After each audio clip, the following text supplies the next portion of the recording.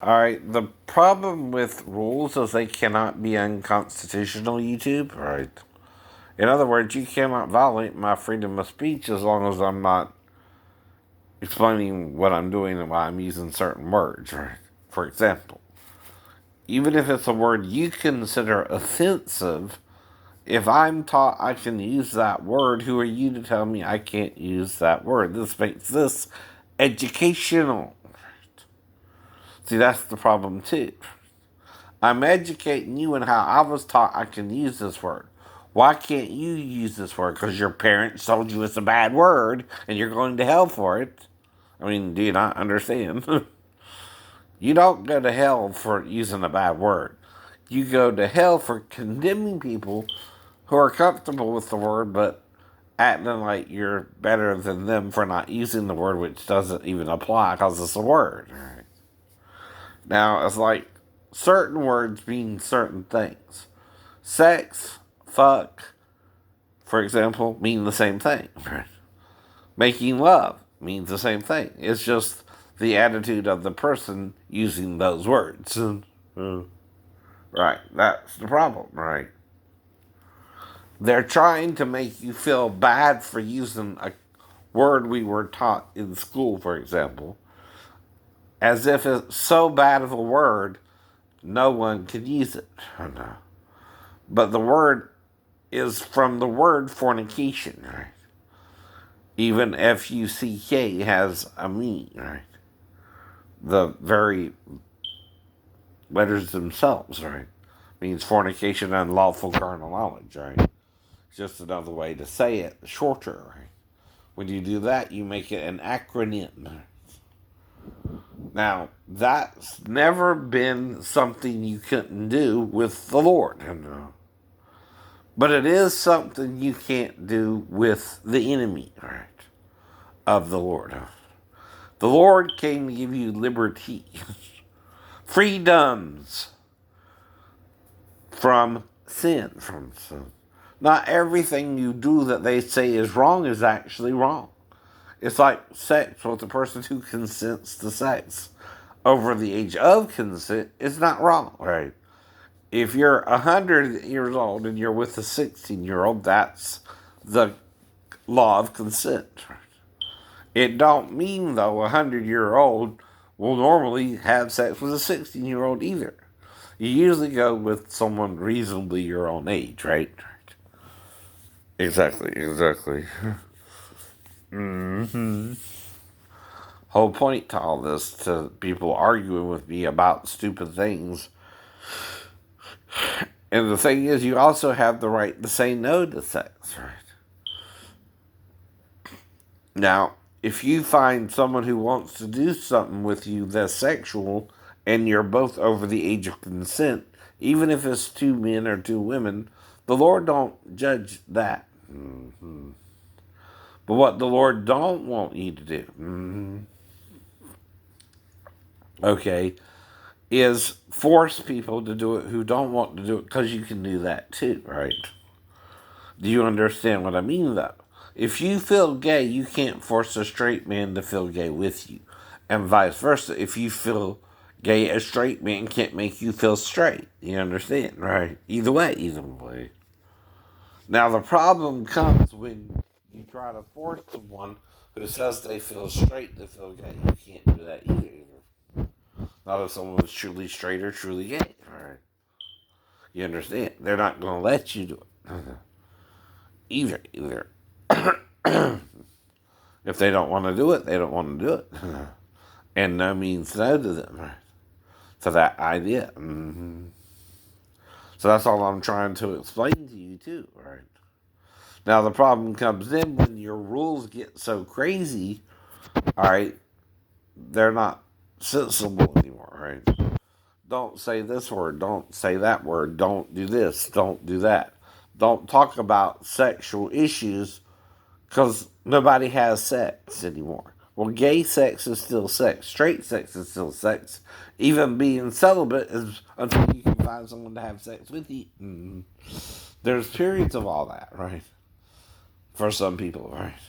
Some people feel more bi than gay or straight, but the gay or straight community won't let them choose to be bi either. To be with both sexes. That's a problem too.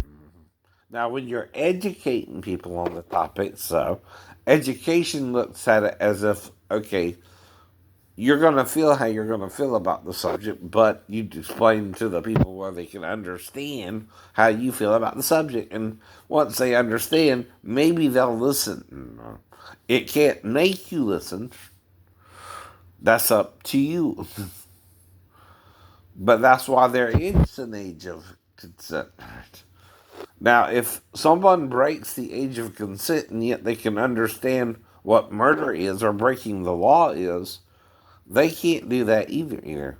Say, an underage girl cannot approach an overage male and put him in a position where he has to have sex with her. Nor can, like, in this tale of, in the Bible called Joseph and Potiphar's wife, right? Well, Joseph is the slave to the mistress and the master. The mistress gets along with Joseph and strips him naked. Right?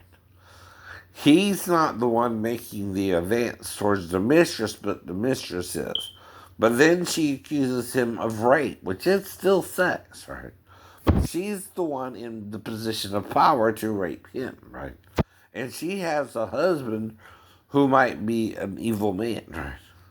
If he knows she was the aggressor, so who's lying there? But do you put a servant in prison because you know he didn't have sex with your wife, right? He knows better than to do that, right? But if your wife had sex with him, you put him in prison anyway to teach other servants not to do that, right? Usually. That's why you would do that. Now, sure, Moses acts like Joseph didn't have sex with her, right? But what does that really mean? Because he knows better. Don't mean she didn't really have sex with him and put him in a bad situation to where he went to jail for it. Not her, because she's his wife, right? Now, she probably had Joseph as a child, let's be honest. But what was the master doing that the mistress took the slave and had sex with the slave? Probably sleeping with slave girls, slave women, right? So when you do behavior like that and your wife does it to another slave that's male, right? That's your bad behavior as well, but no one could change what happened to Joseph that he was put in prison for. Whether he had sex with her or not as well. But he did not choose the situation, right? Now, she more tricked him too by getting him alone, right? And stripping him naked and having sex with him before you even really knew what happened. And if he's kind of a virgin too, maybe he don't know he even had sex with her in his mind, right? He's fighting it off so hardly, right? Now, the sex itself between Joseph and the mistress isn't the problem. The problem is the master. The man would not like it if his wife slept with the slave, right? But why is that? Because it's a crime to men for their wives to commit adultery against them. But the term adultery means what? Right? Sex with someone who's married. Right? But man makes that law. He can treat his wife as badly as he wants to, but she can't retaliate by cheating on him with another man, right? But yet, ain't that what Jesus is showing you with the woman at the well? Why is that even in the Gospels? Who is this woman to Jesus after a marriage ceremony is done and Jesus and the disciples are invited to it? But we're left in a mystery. What the hell's even going on? It's not explained clearly or properly. That's what I mean. When people lie and make too many rules, you don't know what the real rule really means anymore. And what the real problem is so many ridiculous rules. Right? You can't function in a society where you make too many laws or too many rules, right? Nor should there be no rules because that's anarchy, right? But they have to be rational rules, right? Forgiving rules. Like, if someone has sex with you, that's their choice, too. They're not supposed to seduce you, But if they seduce you and you're single, you can be with them, right? Right. Usually. What's wrong with that? Now, if you're looking for a girlfriend and you're single every day, that's all you're doing is looking for a girlfriend to come by at night. If she does or don't, you're not going to get upset about it, are you? No, no. In fact, she can come and go as she pleases. That's up to her. But you don't want to get her in trouble if she has reasons for coming to you late at night. You don't know what's going on. You don't want to get her in trouble in case there's other people involved, like who think like Potiphar's himself, and his wife. So you what? Forgive both situations.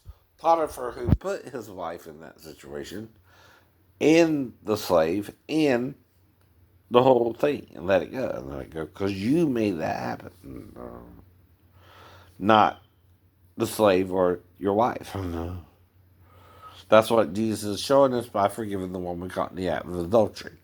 Now, usually in Judaism, it's your own wife. And you can argue semantics all you want, but there's no other woman Jesus could judge but his own wife.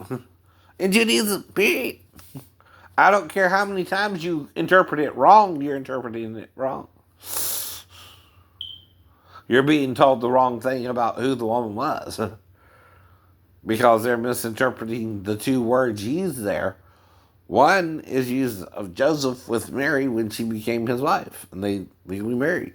Though he knew her not till after she brought forth Jesus, but she was still his legal wife, right? He legally completed the marriage ceremony, right? But according to some religious scholars, the other James, Josie, and Salome and all that are his siblings through Joseph. Now, Joseph would tell James, who would be his eldest after Jesus, he was his beloved son, in whom he was well pleased, not Jesus. But this could be when Jesus is baptized by John into Jordan. What do I know? What do you know?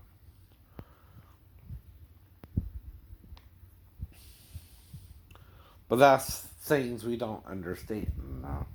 Now, I'm a very well-behaved person during the day, right? I'm disabled, so I stay home a lot. I walk through my neighborhood. I go to the store. I do normal things, right? For things I need, right? Now, I know coronavirus is going on, so I'm careful about that, but I'm still having to go to doctor's appointments, right? Things like that. But not for coronavirus. I don't even have coronavirus.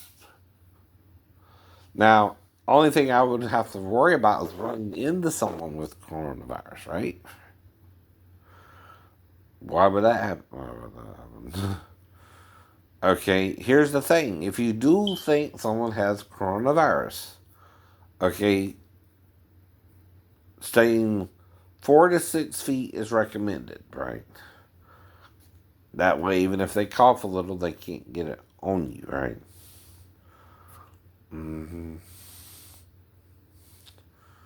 Now, thing is, though, with any new virus, don't panic. Some people are going to be affected by it and some people aren't, right?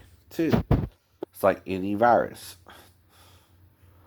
It's why, yes, use your head, but don't panic. Like in Hitchhiker's Guide to the Galaxy, that's the truth, right?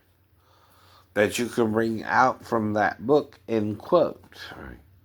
The author is right. Whatever situation you find yourself in, even though it's a fictional book, don't panic. Don't panic. Right. Use your head.